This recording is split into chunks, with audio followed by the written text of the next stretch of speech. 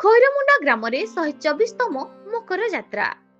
ଅନୁଗୁଳ ଜିଲ୍ଲା କିଶୋରନଗର ବ୍ଲକ ଖଇରମୁଣ୍ଡା ଗ୍ରାମରେ ଆଜି 124ତମ ମକର ଯାତ୍ରା ପାଳିତ ହୋଇଯାଇଛି।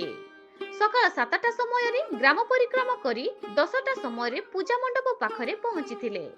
10ଟା 30 ସମୟରେ ହରଗୌରୀଙ୍କ ପୂଜା ଆରମ୍ଭ ହୋଇଥିଲା ଓ 4ଟା ସମୟରେ ପୂର୍ଣ୍ଣାହୁତି ପଡ଼ିଥିଲା। ପୂଜକ ଦୟାନିଧି ଦାସଙ୍କ ମନ୍ତ୍ରରେ ଭକ୍ତିମୟ ସୃଷ୍ଟି ହୋଇଥିଲା। ଏଥିରେ କର୍ତ୍ତା ଭାବେ ଅକ୍ଷୟ ପ୍ରଧାନ, ଧର୍ମପତ୍ନୀ ମମତା ପ୍ରଧାନଙ୍କ କାର୍ଯ୍ୟନିର୍ବାହ କରିଥିଲେ। ଏହି ଯାତ୍ରାରେ 5000ରୁ ଉର୍ଦ୍ଧ୍ୱ ଭକ୍ତ ସମାଗମ ହୋଇଥିଲେ। ସାଂସ୍କୃତିକ କାର୍ଯ୍ୟକ୍ରମ, କୁନି କୁନି କଳାକାରଙ୍କ ଦ୍ୱାରା ନାଚ ଗୀତ ଓ ବାଦ୍ୟଦଣ୍ଡ ହୋଇଥିଲା। ଏହି ଯାତ୍ରା ଗ୍ରାମବାସୀ ପତି ପ୍ରସନ୍ନ ବେହେରା, ସମ୍ପାଦକ ବାସୁଦେବ ଧଳ ନେତୃତ୍ୱରେ ଗ୍ରାମବାସୀଙ୍କ ସହଯୋଗରେ ବହୁ ଧୁମଧାମରେ ପାଳିତ ହୋଇଯାଇଛି। ଅନୁଗୁଳ ଜିଲ୍ଲାରୁ ସ୍ୱତନ୍ତ୍ର ପ୍ରତିନିଧି Gobinda Chandra Nayak report, news Odisha TV.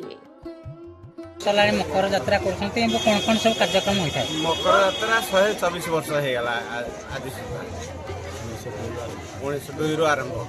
এই ଯାତ୍ରା କେତେ ଦିନ ପର୍ଯ୍ୟନ୍ତ ପାଳନ ଗୋଟେ ଦିନ ପାଳନ କରାଯାଏ, ସଂକ୍ରାନ୍ତି ଦିନଟା କେବଳ ଯାତ୍ରାଟା ପାଳନ କରାଯାଏ। କେତେ ଭକ୍ତ ଏଠି ସମାଗମ ହୁଅନ୍ତି? ପ୍ରାୟ ଲକ୍ଷେ ଲୋକ ହୁଅନ୍ତି। କଣ ସାଂସ୍କୃତିକ କାର୍ଯ୍ୟକ୍ରମ ସବୁ ହୋଇଥାଏ? ସାଂସ୍କୃତିକ କାର୍ଯ୍ୟ, ଅପେରା ହୁଏ, ଦଣ୍ଡ ହୁଏ, ଆଉ ବିଭିନ୍ନ ନାମ ସଂକୀର୍ତ୍ତନ ବି ହୁଏ। ଗ୍ରାମବାସୀ ଯାତ୍ରା ପାଇଁ କେତେ ଖୁସି ଅଛନ୍ତି? ବହୁତ ଖୁସି ସେମାନେ, ସେମାନଙ୍କର ତ ଜୀବନ ଏଇଟା ଯାତ୍ରାଟା।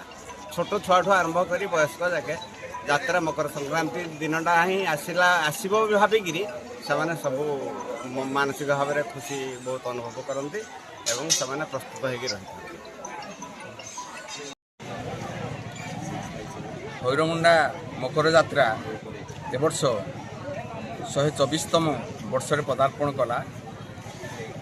NH 55 କୋଡ଼ରେ ଥିବା ଏହି ଗାଁଟି 120 ଘର ବିଶିଷ୍ଟ ଗୋଟେ ଛୋଟ ଗାଁ, କିନ୍ତୁ ଶତାଧିକ ବର୍ଷ ଧରି ଏତେ ସୁନ୍ଦର ଉତ୍ସବ ପାଳନ କରିବାରେ ଏହି ଗାଁର ତୁଳନା ଆଉ କାହା ସହିତ କରିହେବ ନାହିଁ।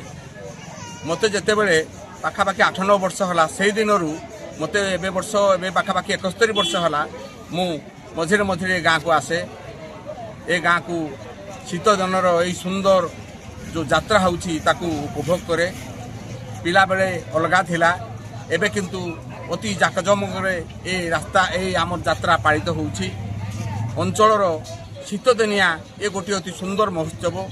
ଗାଁରେ ଲୋକମାନଙ୍କୁ ଏକତାରେ ବାନ୍ଧିଦେବା ସହିତ ଆଖପାଖ 15-20 ଖଣ୍ଡ ଗାଁକୁ ମଧ୍ୟ ଇଏ ଏକତା ସୂତ୍ରରେ ବାନ୍ଧି ଦେଉଛି। ଭାଇଚାରା ଏବଂ ଆମ ହିନ୍ଦୁ ସଂସ୍କୃତିର ମହକକୁ ଇଏ ଆମ ଅଞ୍ଚଳରେ ପ୍ରସାରିତ କରୁଛି। ଅତି ସୁନ୍ଦର ଏଇ ଆମର ଯାତ୍ରା, ସୁନ୍ଦର ଆୟୋଜନ। ଯାହା ହେଉ, ମୁଁ ଆଜି ଖଇରମୁଣ୍ଡା ଲୋକମାନଙ୍କୁ, ଖଇରମୁଣ୍ଡା ଅଧିବାସୀଙ୍କୁ ଅନ୍ତରର ସହିତ କୃତଜ୍ଞତା ଜଣାଉଛି। କ'ଣ ପାଇଁ ନା ଏ ସୁନ୍ଦର ଯାତ୍ରାକୁ, ଏ ସୁନ୍ଦର ସଂସ୍କୃତିକୁ ସେମାନେ ଏପର୍ଯ୍ୟନ୍ତ ବଞ୍ଚେଇ ରଖିଛନ୍ତି ଏବଂ ସେମାନେ ହିନ୍ଦୁ ସଂସ୍କୃତି, ଶିବଙ୍କର ସଂସ୍କୃତି, ଶିବଙ୍କର ତ୍ୟାଗର ସଂସ୍କୃତି ତାଙ୍କୁ ଏମାନେ ସମ୍ମାନ ଦେଉଛନ୍ତି। ଯାହା ହେଉ, ଆଜି ଦିନରେ ମୁଁ ଏ ଗାଁରେ ଆସି ବୁଲି ଯାଇକରି ମୋ ମନକୁ ଆହୁରି ଟିକିଏ ଭଗବାନଙ୍କ ନିକଟରେ ସମର୍ପଣ କରୁଛି ଏବଂ ଗ୍ରାମବାସୀଙ୍କୁ ଆଉ ଥରେ ଧନ୍ୟବାଦ ଦେଉଛି।